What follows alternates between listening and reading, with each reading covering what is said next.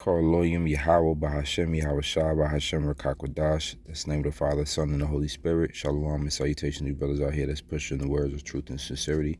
Shalom to all the Akim and the Akwaf that's part of the elect. Shalom. This is going into more touching on Yahweh Shah, his journey, his mission, but also some of the interactions that he had with people 2,000 years ago, including his disciples, including his family members, just how Yahusha dealt, so we can understand the seriousness that he knew he was involved with, and how everybody around him didn't understand the seriousness, but that didn't move him, that didn't break him. He just knew that he had to do the will of his Father, and he kept persevering through, no matter how stiff-necked or hard-headed, or he had to rebuke people, he had to do correction, he had to instruct, he had to deal peaceably, he had to set examples, and he just continued to be a perfect example. This is one of them, starting off with the NLT. Yahushua washes his disciples' feet. All right, so as I jump down, I'm not going to get the whole story, but jump down to verse 10. It says, Yahushua replied, "A person who hath bathed all over does not need to wash except for the feet to be entirely clean. And you, disciples, are clean, but not all of you." We all know the story of Yahushua washing his disciples' feet. He did that for an example. He's going to go into it. Yahushua knew who would betray him. That is what he meant when he said, "Not all of you are clean." And washing their feet, he put on his robe again and sat down and asked, "Do you understand what I was doing? You call me teacher and Lord. You are right, because that's what I am. And since I, your Lord and teacher, have washed your feet, you ought to wash each other's feet." So he just set the example of how we're supposed to treat each other, respectfully, to the best of our abilities, no matter rank or order and whatnot, so forth and so on. He set that example. "I have given you an example to follow. Do as I have done to you. I tell you the truth. Slaves are not greater than their master, nor is the messenger more important than the one who sends the message. Now that you know these things, Yahweh will bless you for doing them." So, setting the tone again for how we should treat each other. Those examples are given by Yahushua. Yahushua also sets the tone as far as who's your real family. All right, it says the true family of Yahushua. Right, verse Matthew 12:46 says, "And Yahushua was speaking to the crowd. His mother and brothers stood outside, asking to speak to him. Someone told Yahushua, 'Your mother and your brothers are outside, and they want to speak to you.' Yahushua asked, 'Who is my mother? Who are my brothers?' Then he pointed to his disciples and said, 'Look, these are my mothers and brothers. And anyone who does the will of my Father in heaven is my brother and sister and mother.'" And so he basically made the point still that he has a family, a biological, but he has a true family. His true family is the ones that do the will of his Father. So he was all about making that separation. He was all about letting Israel know, or everybody, including his mom and his brothers, know that his real family are them. And he pointed to his disciples. So always keep that in mind. He pointed to his disciples and said, that's his family. So that's the legacy of Yahushua, as far as he was consistent with that idea and that practice, that if you do the will of my Father, that makes you my family.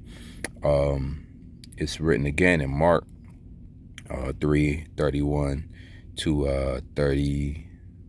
5, pretty much the same exact thing. All right, let's continue. This is Matthew 13 and 33. It's called the parable of the yeast. Yahushua also used this illustration. "The kingdom of heaven is like the yeast a woman used in making bread. Even though she put only a little yeast in 3 measures of flour, it permeated every part of the dough." Yahushua also used stories and illustrations like these when speaking to the crowds. In fact, he never spoke to them without using such parables. This fulfilled what Yahweh had spoken through the prophet, "I will speak to you in parables. I will explain things hidden since the creation of the world." And so Yahushua, that's how he dealt with the people. That's how we have to understand that Yahushua, You couldn't just, walk up to Yahweh, explain this, explain that. It don't work like that. Yahweh dealt in parables. There was things that the multitudes just didn't understand. Some men scoffed at it. Some men rejected it right there on the spot. Some men, after hearing certain things, stopped believing and turned away. Some men was able to understand. So Yahweh wasn't just about having multitude, everybody inclusive, all-inclusive Hebrew Israelite camp, like a unity of everyone. He was really about speaking in parables and, using stories and illustrations. And thing about a parable is not everybody's going to understand it. That's pretty much the basics of understanding what a parable is. Matter of fact, got it right here in the Greek. A parable, it says, metaphor, a comparison of one thing with another, likeness, similitude, an example by which a doctrine or precept is illustrated, a narrative, fictitious but agreeable to the laws and uses of human life by the duties, right? Parable, an earthly story with a heavenly meaning, all right? A pithy and instructive saying involving some likeness or comparison, and having perceptive and admonitory force. An aphorism. What's an aphorism? It says a pithy observation that contains a general truth, such as, if it ain't broke, don't fix it. Right? That's like a parable. If you say it's walk to somebody and say, if it ain't broke, don't fix it, they might not know, and it's always contextual, of course, but they might not know exactly what that means, and they have a hard time really understanding it, but it means something. So for the one who actually gets it, it means something, the old aphorism, the child is father to the man. See, I don't even know what that means, but it's here written as somebody knows what that means, right? A concise statement of a scientific principle. So these is how the Lord spoke. Maxims, a short, pithy statement expressing a general truth or rule of conduct. The maxim that actions speak louder than words, right? If you go up to somebody and say, actions speak louder than words, just this sentence alone doesn't necessarily make sense to somebody that doesn't understand like that. It still needs some type of breakdown for the first time you hear it. Now the third, fourth, fifth, sixth time, every time after they was breaking down to you, you should understand what actions speak louder than words mean. A proverb is a pithy saying in general use, stating a general truth or piece of advice. So you can see right here, it's all about saying some type of truth, but it's short and pithy. And that word pithy is a style or language concise or forcefully expressive, containing much pith. The word pith, spongy, archaic, spinal marrow, the essence of something. There goes the essence. A forceful and concise expression. All right, pithy. All right, conflict of essence, drama. Let's see. He writes with the combination of pith and exitude. So it's a succinctness. You see here some of this brevity's power in the statements. Its depth, its force in the statements. It's a weighty statement. It's a heavy, right? It has vigor to it. So that's how the Lord really spoke with that powerful, short, powerful, depth, deep. He was deep. An act by which one exposes himself. That's not it. So he was short, deep, and truthful. Okay, but he used comparisons. He used stories, allegories, maxims, just like we just read, like saying the ends justify the means, or you say to somebody like, all's well that ends well. You say to somebody, some good news is no news at all. These little short, pithy statements. That's how Yahweh dealt with crowds. It says, in fact, he never spoke to them without using parables. So he was deep. He was deep. You think about Confucius. You think of Aristotle. It was deep. You think Socrates and Plato were deep. You think Marcus Aurelius and Epictetus. Epictetus was deep. The Stoics of the Greeks was deep.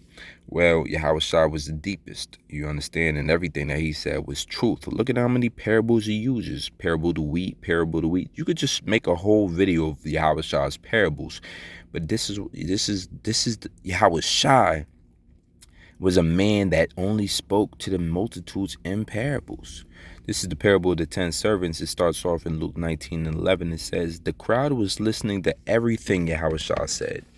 And because he was nearing Jerusalem, he told them a story to correct the impression that the kingdom of Yahweh would begin right away. He was headed towards the direction of Jerusalem, and the people begin to get excited, like, oh, yo, you know what I'm saying? It's like, yo, it's you know what I'm saying? It's like walking with Jordan into the whatever they call that arena in Chicago. You know something about to go down, so you getting excited for the event that's about to take place. They was getting a little too excited, so Yahushua had to give him a correction. He used a story to do it. He said a nobleman was called away to a distant empire to be crowned king and then return. Before he left, he called together 10 of his servants and divided among them 10 pounds of silver, saying, invest this for me while I am gone.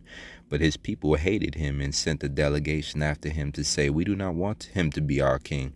After he was crowned king, he returned and called in the servants to whom he had given the money. He wanted to find out what their profits were.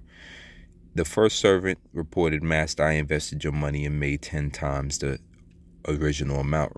Mind you now, Yahushua is telling this story to a multitude of people as he's going closer to Jerusalem, where they think he's about to be crowned king. And this is the story that he tells them.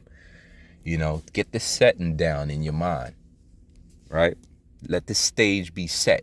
Yahushua surrounded by multitudes of Israelites walking towards Jerusalem who believe he's gonna, all right, we got that now.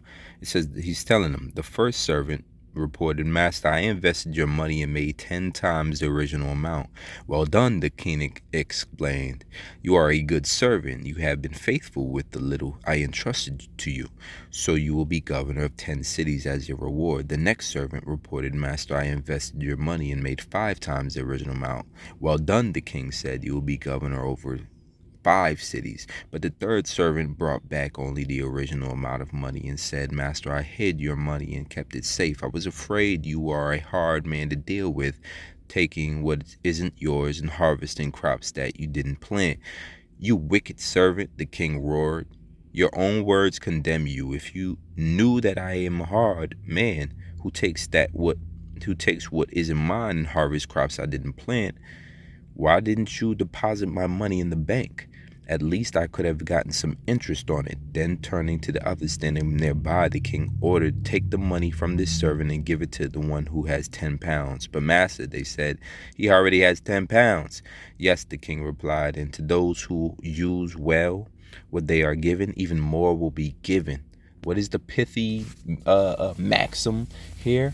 Is that if you obtained knowledge already, if you already have this oil, if you're already applying yourself with the scriptures, more understanding, more enlightenment, more wisdom, and more knowledge will be given unto you.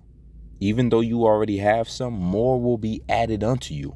It says, but those who do nothing, even what little they have will be taken away. So you're going to come to a time when those who are settled upon their lees, who mock, who scorn, who laugh, who really just bypass, or they're not applying themselves. Even some brothers who don't apply themselves, they're not really taking this thing serious. They're not redeeming the time. They're lacking on their videos, lacking on their show. They're just not applying themselves.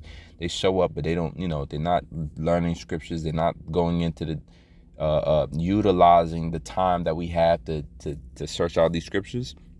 Well, the Lord said, I'm going to take for him that hath nothing. It's like he already has nothing, but the Lord's going to take everything the little that he even does have.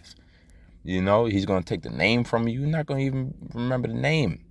All right. He's going to take many things from you. Right. It says, and for these enemies of mine who didn't want me to be their king, bring them in and execute them right here in front of me. You see that? He will serve the enemies. So these are just some more ways and customs of Yahushua. But rather, I'll make another video to go more in depth into some other ways of Yahushua, so we could just bring more light into who Yahushua is. He's a myth. He's a legend. But the man, he's also a savior, and he's going to be crowned king very soon. So it's nothing for us to give him his praise now and his glory now, because he's going to be crowned anyway regardless. I brought this out. This video is edifying. Call on you, Yahweh Shem Yahshua. Shalom.